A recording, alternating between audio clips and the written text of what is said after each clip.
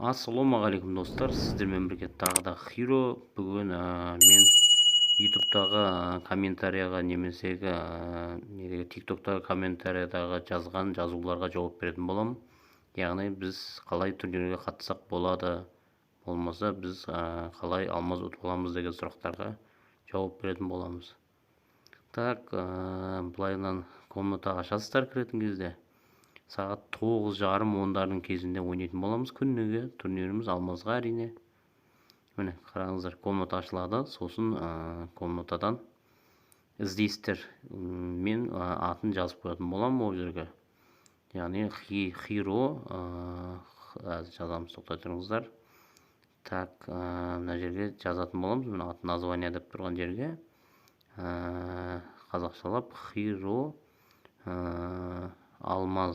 алмазы деп жазып 180 деп қоятын боламын.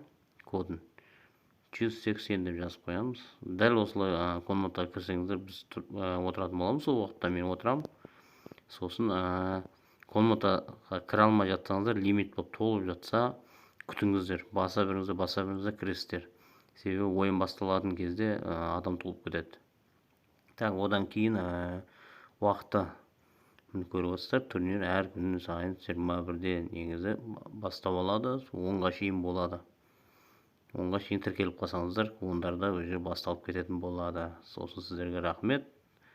Одан кейін қандай ойынға, басқа да ойындарға видео түсіремін, осылардың ішіне таңдап комментария жазып кетіңіздер.